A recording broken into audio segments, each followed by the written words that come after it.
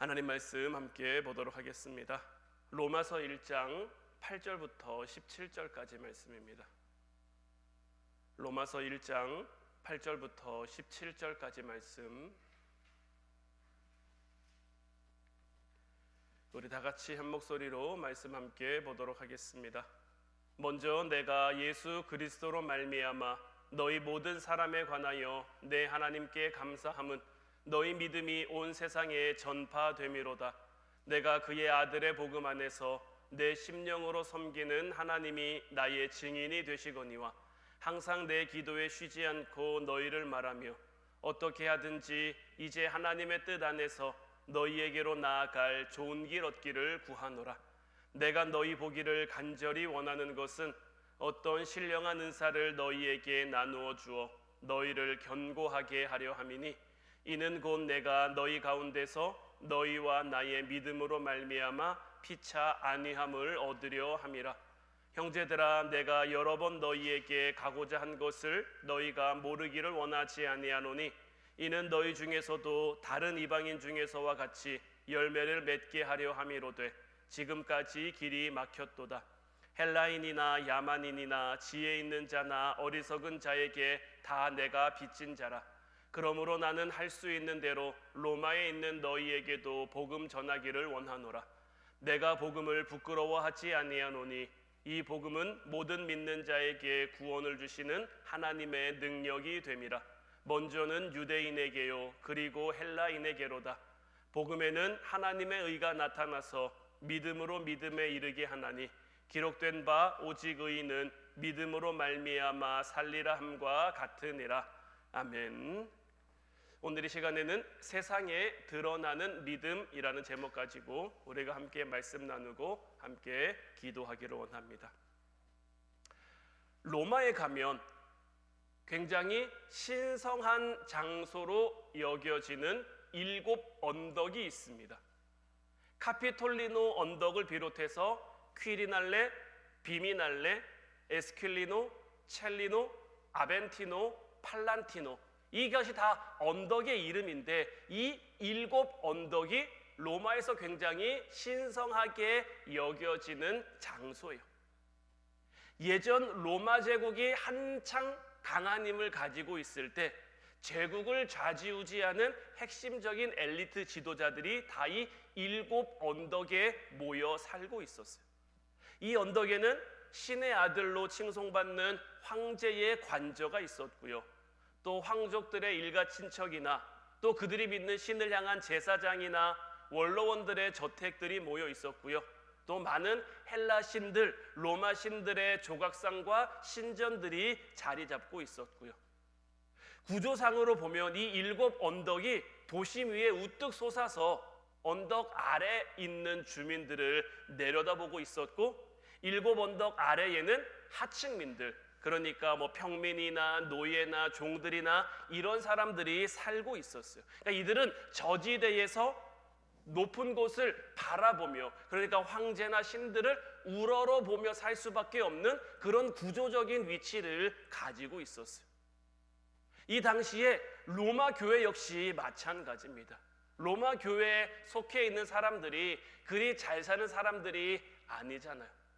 그러다 보니까 이들 역시 우뚝 솟은 그 로마 황제나 그 신전들이나 이런 것들을 마주보면서, 어떻게 보면 마주보기보다는 우러러보면서 신앙생활을 할 수밖에 없었고, 그런 현실적인 위치가, 현실적인 자리가 그들로 하여금 위축되게 할 만도 했단 말이에요. 그러면 왜 이 로마에서는 높은 사람들은 다 언덕지대에 살고 계급이 낮은 사람들은 다 언덕 아래에서 살았냐? 보통 우리가 생각했을 때는 언덕에 오르락 내리락 하려면 힘들 수도 있잖아요. 그런데 이 로마 지역은요, 테베라 강이 흐르고 있는데 이 테베라 강이 자주 범람합니다. 자주 범람해서 저지대에 있는 그 구석구석에 피해를 많이 줬단 말이에요. 또 이렇게 강이 한번 범람하고 나면 전염병이 많이 돌았어요. 그러다 보니까 높은 사람들은 이런 범람을 피해, 전염병을 피해 높은 언덕으로 올라가 자리 잡고, 그 결과 어떻게 보면 하층민들은 상류사회를 우러러보며 그냥 신분상으로도 우러러 볼 수밖에 없지만 자리 잡고 있는 위치상으로도 우러러 볼 수밖에 없는 그런 삶을 살아갈 수밖에 없었던 거예요. 그러니까 말씀드린 것처럼 이 테베라강이 범람을 참 많이 한다 그랬는데 이 홍수가 날 때면 이 로마 하층민들은 뭐 할까요? 늘 힘없는 사람들은, 늘 어려운 사람들은요, 각자 자기가 믿는 힘든 상황, 어려운 상황이 되면 자기가 믿는 신들을 찾게 돼 있어요. 왜 요나가 배를 타고 다시스로 도망할 때도 그 바다에 큰 풍랑이 일었을 때 그 배에 있는 사람들이 뭐합니까? 처음에는 어떻게 해서든지 배를 바로 잡아보려고 하는데 그 배가 자기들의 힘으로 바로 잡아지지 않으니까 그 다음으로 한 것이 각자 자기가 믿는 신들에게 기도하는 거였고요. 그러고도 안 되니까 그러면 여기에 있는 누군가가 자기가 믿는 신의 화를 나게 했을 수도 있다. 그 사람이 누군지 찾아보자. 이렇게 자기들의 힘으로 해결할 수 없는 그 문제 가운데 항상 신을 찾을 수밖에 없단 말이에요. 그러니까 이 홍수로 범람한 이 로마 이 언덕 아래 지역도 마찬가지인 거예요. 그 하층민들이 그 강이 범람했을 때 뭐 돈이 있어야 제대로 뭐 보수를 하든지 복구를 하든지 고치든지 할 텐데 이들은 그럴 만한 여력을 가지고 있는 사람들이 아니잖아요. 그냥 하루 벌어 하루 먹기 살기도 힘든 그들이 그 힘든 상황 가운데 할 수 있는 것은 그냥 그들의 신들을 찾고 그들의 신들에게 구하는 것밖에 없었고, 그러니까 이 로마 교회에서 신앙생활하는 이들도 마찬가지인 거예요. 그런 현실적인 문제 가운데, 현실적인 어려움 가운데 그 믿음과 신앙을 지키며 살아가기가 사실 굉장히 쉬운 상황, 좋은 상황은 아니었던 거예요. 그런데 놀라운 일은 뭐냐? 오늘 보면 8절 말씀을 보면 먼저 내가 예수 그리스도로 말미암아 너희 모든 사람에 관하여 내 하나님께 감사함은 너희 믿음이 온 세상에 전파됨이로다. 자, 놀라운 일이 뭐냐면, 자, 이런 상황이에요. 저지대에 살고 있는, 누군가가 부러워할 만한 상황에 있는, 누군가가 좋아할 만한 상황에 있는 그런 로마 교회가 아니란 말이에요. 이 저지대에 흩어져 힘들고 어려운 삶을 살고 있는 이 로마 교회의 믿음이 당시 온 세상에 전파됐다라고 되어 있는데, 여기서 말하는 온 세상은 로마 전역을 가리켜 말하는 거예요. 여러분들, 로마 전역에서 이 로마 교회 다니는 성도들을 부러워할 만한 이유가 있나요? 이들이 대단히 잘 살게 됐나요? 신앙생활하면서 잘 살게 된 것도 아니고 먹고 살만해진 것도 아니고 여전히 어렵고 여전히 힘들고 여전히 아픈데, 놀라운 것은 뭐냐? 이들의 믿음이 온 세상에 전파되기 시작했다라는 점이고, 사도 바울은 이러한 사실로 인해서 하나님께 감사하고 있어요. 그리고 9절부터 12절까지 말씀도 이어서 보면 내가 그의 아들의 복음 안에서 내 심령으로 섬기는 하나님이 나의 증인이 되시거니와 항상 내 기도에 쉬지 않고 너희를 말하며 어떻게 하든지 이제 하나님의 뜻 안에서 너희에게로 나아갈 좋은 길 얻기를 구하노라. 내가 너희 보기를 간절히 원하는 것은 어떤 신령한 은사를 너희에게 나누어 주어 너희를 견고하게 하려 함이니 이는 곧 내가 너희 가운데서 너희와 나의 믿음으로 말미암아 피차 안위함을 얻으려 함이라. 이 로마 교회는요, 사도 바울이 개척한 교회는 아닙니다. 그리고 로마 교회는요, 사실 교회라고 말하기는 조금 무리가 있어요. 왜냐하면 여러 가정들, 그러니까 가정교회의 모습을 가지고 있던 게 이런 로마 교회. 교회라는 어떤 건물, 교회라는 어떤 자리가 있던 것이 아니라 몇몇 사람의 가정에 모여 이들이 함께 예배를 드리고 있는 그런 형태의 교회였는데, 사도 바울이 개척한 교회는 아니지만 바울은 이 로마 교회에 대한 이러한 소식을 들으며 이 로마 교회를 향해서 쉬지 않고 중보하고 더 나아가서는 이들을 만나보고 싶어 했어요. 이들을 만나서 그들의 신앙 이야기도 듣고 더 나아가 하나님께서 바울에게 주신 신령한 은사로 말미암아 그들을 더욱 견고하게 세우길 원했는데, 자, 여기서 말하고 있는 신령한 은사라는 게 뭘까요? 우리는 보통 신령한 은사라고 하면 굉장히 좀 놀라운 은사, 뭐 방언이나 예언이나 뭐 통변이나 신유나 이런 은사, 특별한 성령의 은사나 권능을 많이 생각하는데, 자, 여기서 말하고 있는 이 신령한 은사는 이런 은사를 가리켜 말하는 게 아니라 하나님이 사도 바울로 하여금 은혜로 깨닫게 하신 복음을 가리켜 말하는 거예요. 그러니까 사도 바울에게는 다메섹이라는 체험이 있었죠. 다메섹에서 예수님을 만난 이후로 그의 삶이 완전히 바뀌었단 말이에요. 우리가 지난 수요 기도회 시간에 그 1장 1절부터 7절까지 말씀을 함께 나누면서도 말씀을 드렸습니다마는 그 일이 사도 바울의 계기가 되어 이전의 모든 가치관을 다 버려요. 이전의 모든 자랑을 다 버려요. 그러면서 자기를 누구라고 소개합니까? 나는 예수 그리스도의 종입니다 라고 소개하는 거죠. 종은 뭡니까? 자기 가치관이 없는 사람이에요. 자기를 내세울 수 없는 사람이에요. 그저 주인을 알고 주인의 뜻대로 살아가는 사람이 사도 바울인데, 그 잘난 사도 바울이, 그 대단했던 사도 바울이 이런 예수 그리스도의 종으로 살아갈 수 있게 된, 그가 받은 이 은혜의 복음이 지금 여기서 말하고 있는 신령한 은사인 거예요. 그의 생각을 완전히 바꾼, 그의 삶의 가치관을 완전히 바꾼 그 신령한 은사로 하여금 사도 바울은 로마 교회가 붙들고 있는 그 복음을 점검하고 바울에게 계시하신 그 복음을 함께 나누고, 이를 통해서 로마 교회도 든든히 서가고 나도 더욱 든든히 서가고 서로 함께 안위함을 얻고자 해서 지금 사도 바울은 로마 교회로 몇 번이나 가고자 했단 말이에요. 그런데 13절 말씀에도 나와 있지만, 형제들아 내가 여러 번 너희에게 가고자 한 것을 너희가 모르기를 원하지 아니하노니 이는 너희 중에서도 다른 이방인 중에서와 같이 열매를 맺게 하려 함이로되 지금까지 길이 막혔도다. 그런데 참 희한한 것은 하나님께서 이 바울이 로마 교회로 가려고 할 때마다 이런저런 상황을 통해서 그 바울의 길을 막으시는 거예요. 지금 사도 바울이 뭐 자기의 유익을 위해, 자기의 만족을 위해 로마 교회로 가려고 하나요?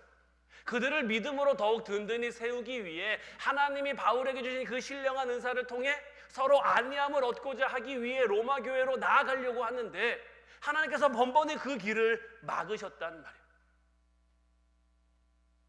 때로는 우리가 아무리 선한 일, 아무리 옳은 일이라고 여기고 생각하는 일일지라도 하나님이 그것을 막을 때가 있어요.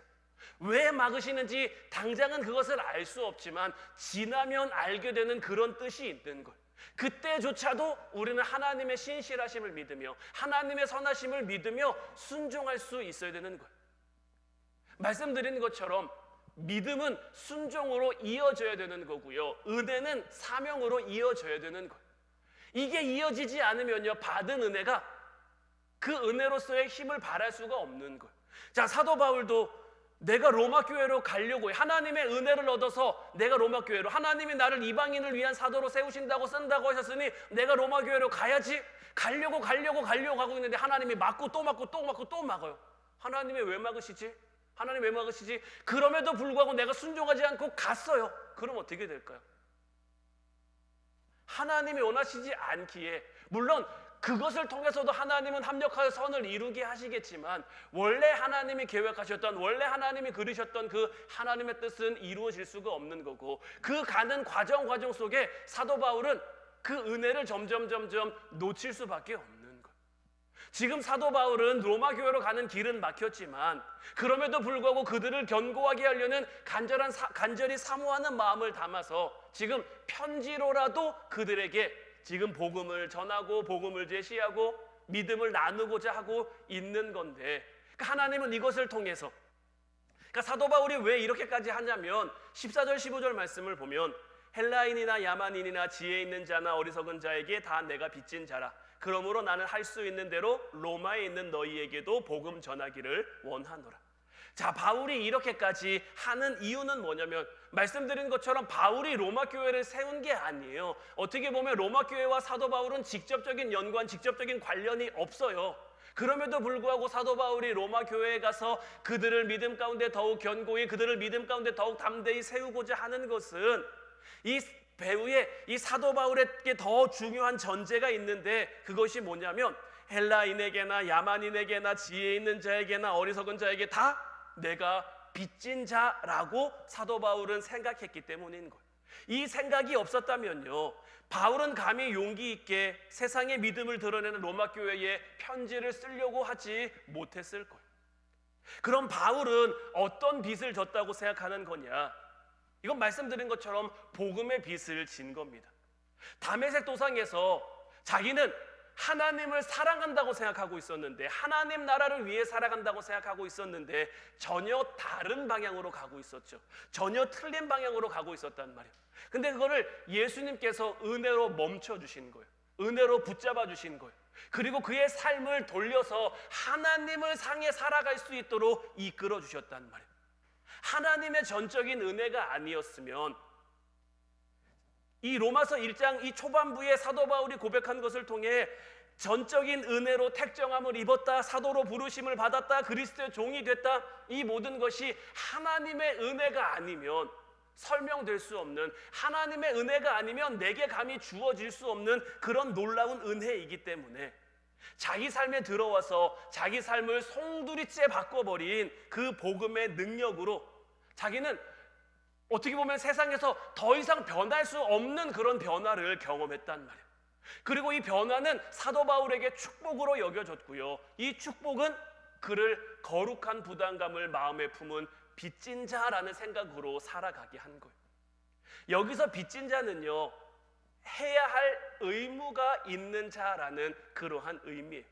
그러니까 바울이 하나님의 은혜를 값없이 받았죠. 그랬기 때문에 자기가 받은 이 은혜의 복음을 누군가에게 나누어 줘야 할 그럴 의무가 있다라는 거예요. 복음을 잘 모르는 이라면, 당시 유대인들은요, 세상 사람들을 딱 둘로 나눴죠. 유대인, 이방인. 로마 사람들은 어떻게 나눴을까요? 로마 신인, 야만인. 로마보다 앞서 있었던 헬라 제국 사람들은 어떻게 나눴을까요? 헬라인, 야만인. 그러니까 이 세상이 자꾸 자국민 중심으로 돌아가고 있었단 말이에요. 유대인들은 유대인이 아니면 다 이방인들은 그냥 개처럼 취급합니다. 로마 시민도요, 로마 시민이 아니면 그 야만인들이라고 불리는 그 사람들을 그냥 막 잡아와갖고 종으로 부리고, 왜 옛날 로마 시대에 뭐 그런 역사적 배경을 담은 그런 영화들 있잖아요. 뭐 글래디에이터나 뭐 이런 여러 가지 영화들을 보면 거기에 노예로 살아가는 사람들, 뭐 검투사로 살아가는 그 사람들의 삶을 보면 어떻습니까? 얼마나 끔찍하고 얼마나 비참합니까? 로마 시민이 아니면 그런 처우, 그런 대우를 받을 수밖에 없는, 그러니까 세상이 다 그런 식으로 이분화돼가지고 사람들을 나눴고, 또 당시에 제대로 된 교육을 받을 수 있는 사람이 뭐 얼마나 됐겠습니까? 상당수가 노예였고 배우지 못한, 지식 없고 지혜 없는 어리석은 자들 투성이었단 말이에요. 근데 사도 바울이 지금 얘기하는 것은 뭐냐면, 문화가 다르든지 교육을 받았든지 받지 못했든지 간에 상관없이 이들이 복음을 모른다면, 이들이 예수 그리스도를 모른다면 자기에게는 어떤 의무가 있는 거예요? 이들에게 복음을 전할 의무가 있는 거죠. 그리고 사도 바울에게는 어떤 확신이 있었냐? 이 내가 받은 이 은혜의 복음이 세상의 모든 지혜를 뛰어넘는 그 강력한 힘을 가지고 있다라고 믿어 확신하고 있었어요.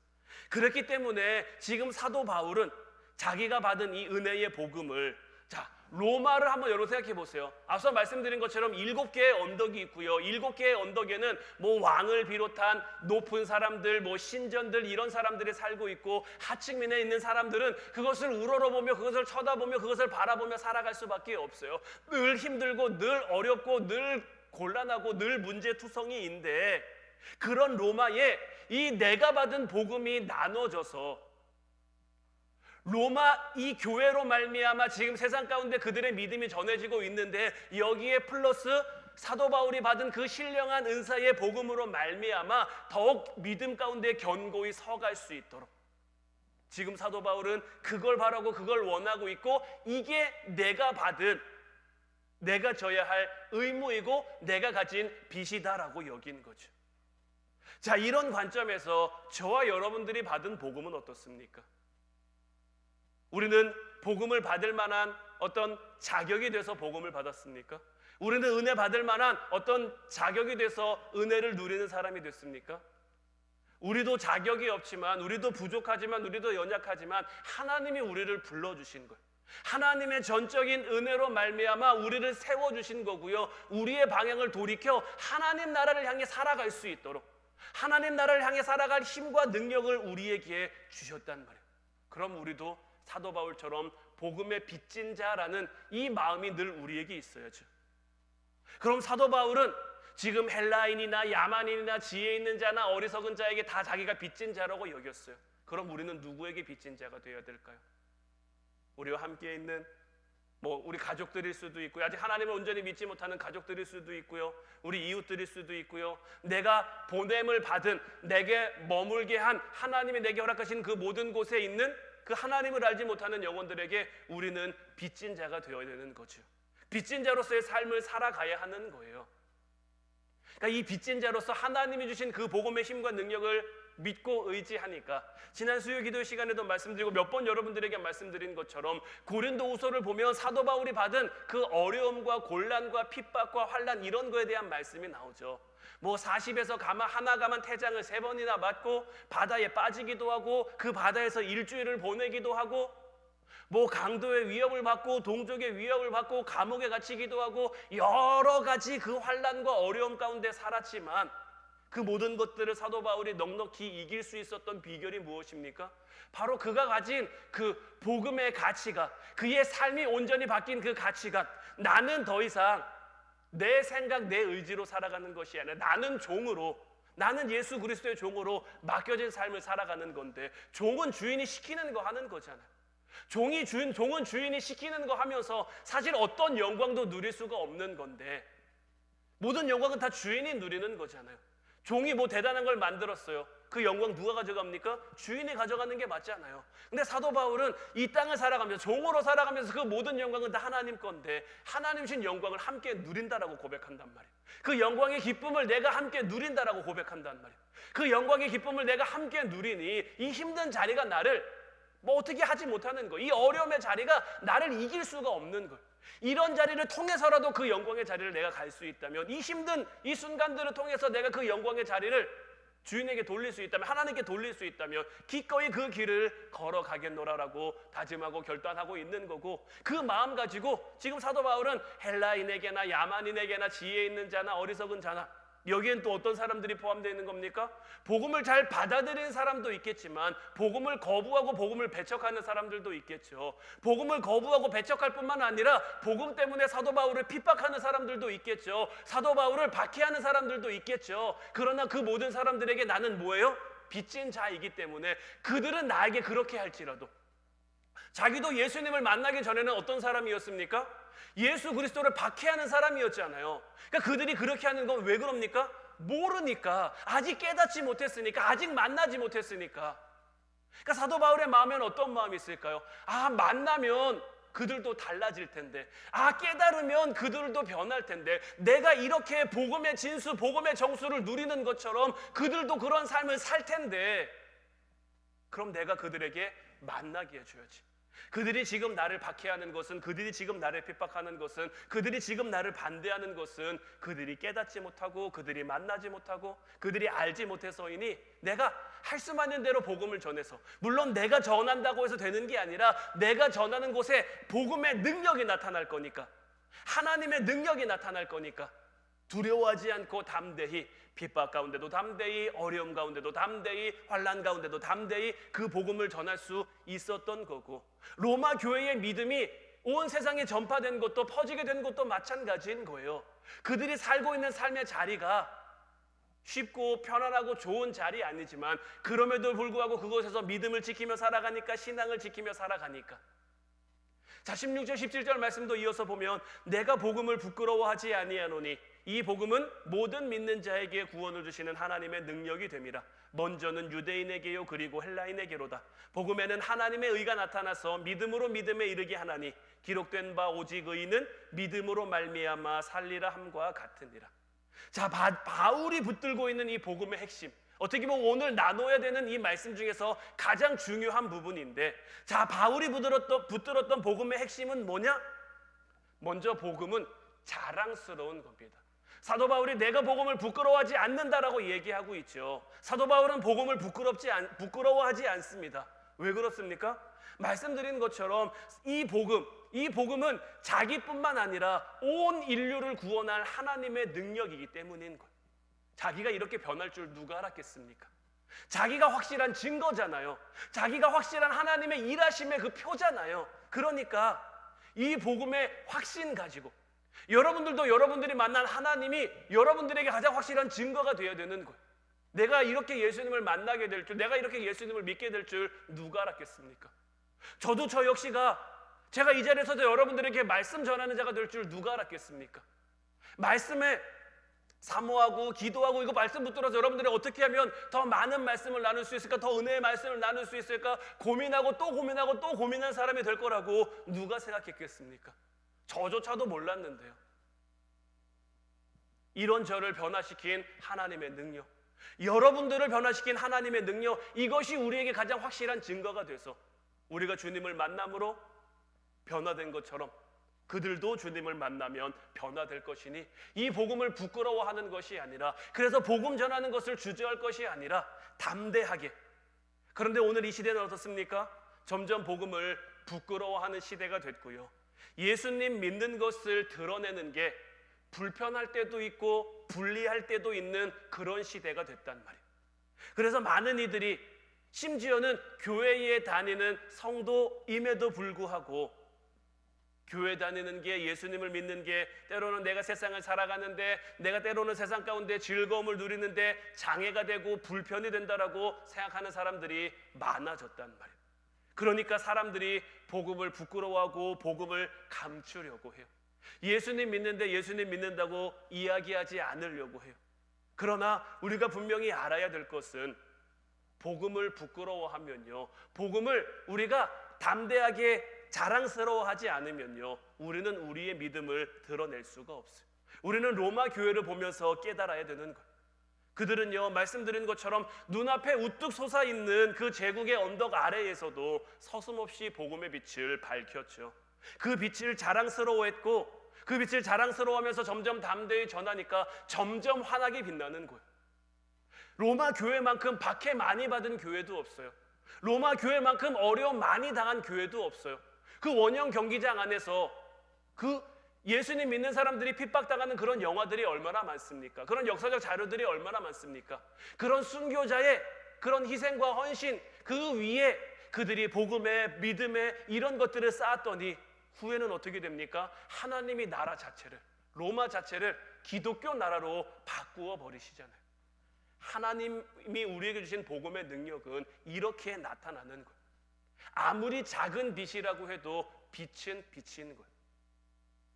빛은요, 감출 수 있는 게 아닙니다. 빛은 가릴 수 있는 게 아니에요.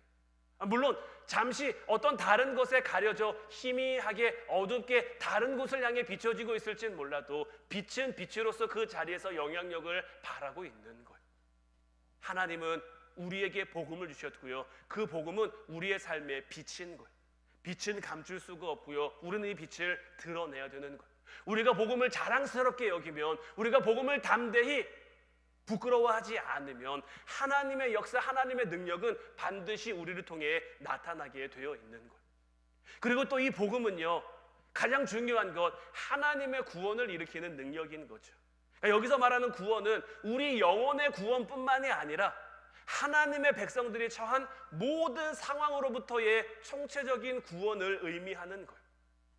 뭐 상황이 달라지지 않을 수는 있어요. 현실이 바뀌진 않을 수 있어요. 하지만 그 가운데 복음이 닿는 곳마다 죽은 영혼이 살아나게 되고, 어둠의 노예로 살아가는 이들이 그것에서 풀어나 해방되기도 하고, 말씀드린 것처럼 복음은 사람을 가리는 게 아니죠.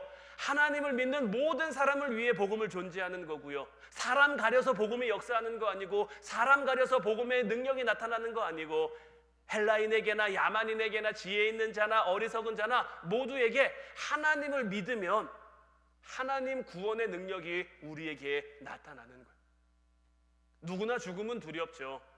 제가 여러분에게 한번 몇 번 말씀드린 적 있는 것 같은데, 저는 가끔 그런 상상을 좀 해봅니다. 마지막 때가 되면 7년 대환란이 주어진다라고 하는데, 아니 그때가 아니고서라도 지금 이렇게 지나가는 이런 사회적 흐름이나 세상의 흐름을 보면 교회가 핍박받고 교회가 박해받는 시대가 올 것도 같은데, 그러면 그런 핍박과 박해 속에서 나는 내 믿음을 잘 지켜낼 수 있을까? 나는 내 신앙을 잘 지켜낼 수 있을까? 일제시대 때 고문받았던 그 목사님들 얘기, 그 성도들 이야기를 들어보면 저도 사실 좀 자신이 없어요. 너무 무섭고 너무 두렵기도 해요. 그래서 가끔 이제 그런 생각이 떠오를 때마다, 그런 상상을 할 때마다 하나님 앞에 기도하는 건, 하나님이 저를 어떻게 쓰실지 다 알 수는 없지만 혹 그런 자리가 오면 저를 한 방에 죽여주십시오. 고통 속에 고통이 계속 지속되면 제가 아는 저는 100% 하나님 부인하고 하나님 욕할 수도 있는 그런 약한 사람이니까. 저는 베드로 100번 이해해요. 왜냐하면 베드로도 두려웠겠죠. 무서웠겠죠. 왜 안 그랬겠습니까? 저라도 그랬을 수 있을 것 같아요. 상황이 좋을 때는, 상황이 괜찮을 때는 누구나, 저도 지금 여기서 괜찮을 때는 나는 예수님 위해서 죽을 수 있습니다. 나는 예수님 위해서 다 할 수 있습니다. 할 수 있어요. 근데 막상 주어진 현실이, 막상 주어진 상황이 그러면 거기서도 내가 담대하게 할 수 있을까? 용기 있게 할 수 있을까? 그러니까 지금 드는 생각은 자신이 좀 없는데 인 거예요. 그러나 물론 하나님의 성령이 저를 통해 하시고자 하면 하나님이 하겠지만, 저는 모르겠어요. 그런 상황이 저에게 안 왔으면 하는 그런 바람이 있는 거고,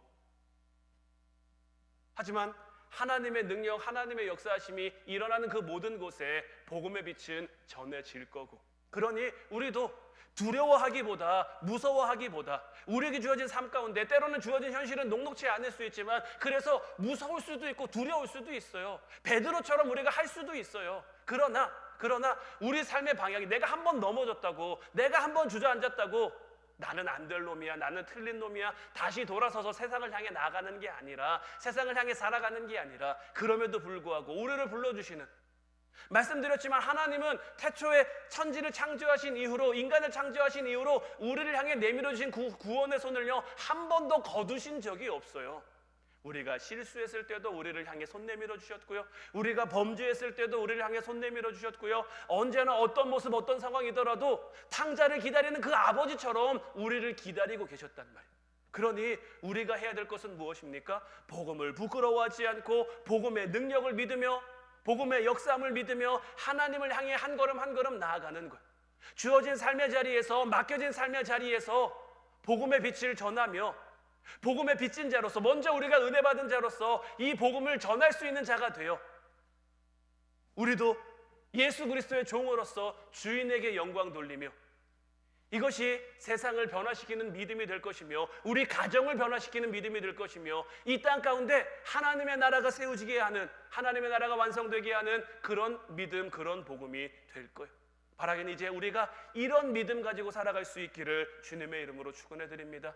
이런 믿음 가지고 나아감으로 먼저는 우리의 가정이 아름답게 변화되고 온전한 예배로 회복되어지고, 더 나아가서는 우리 교회가 하나님이 쓰실 만한, 하나님이 함께 하실 만한, 하나님의 영광이 머물 만한 그런 교회가 되어 이 세상 가운데, 이 시대 가운데 담대히 복음을 제시하고, 그렇게 우리가 한 걸음 한 걸음 나아갈 때 하나님의 놀라운 역사, 헬라인에게나 야만인에게나 지혜 있는 자나 어리석은 자에게나 모두에게 복음이 동일한 능력, 복원한 힘으로 나타나는 것처럼, 부족하고 연약한 우리지만, 하나님 앞에 때로는 자격 없는 것처럼, 할 수 없는 것처럼 여겨지는 우리지만, 이런 우리를 통해서 하나님의 놀라운 능력이 나타날 수 있기를, 이제 오늘 우리가 같이 기도하며 나아갔으면 좋겠어. 이제 우리 같이 찬양하고 기도하길 원하는데, 오늘 이 시간에는 나의 갈 길 다가도록 이 찬양 고백했으면 좋겠어. 이 찬양 가사처럼 나의 갈 길 다가도록 예수님이 우리 인도하실 거니까, 두려운 일 당할 때도, 어려운 일 당할 때도 믿음으로 살아가며 하나님이 주시는 그 영광 누리며, 무슨 일을 만나든지 만사형통하겠네, 나의 앞에 반석에서 샘물 나게 하시고, 영영 부르 찬송은 예수님이 나와 함께 하시고 예수님이 나를 인도하신다는 것, 이 찬양의 가사가 우리의 고백이 될 수 있도록 하나님 우리를 붙들어 주시고, 바울을 변화시켰던 그 하나님의 놀라운 능력이 오늘 이 밤 우리 가운데도, 사실 이미 우리에게도 임했지만 그 능력으로 우리가 맡겨진 삶을 믿음으로 살아가게 하옵소서. 우리 같이 찬양하고 기도하도록 하겠습니다.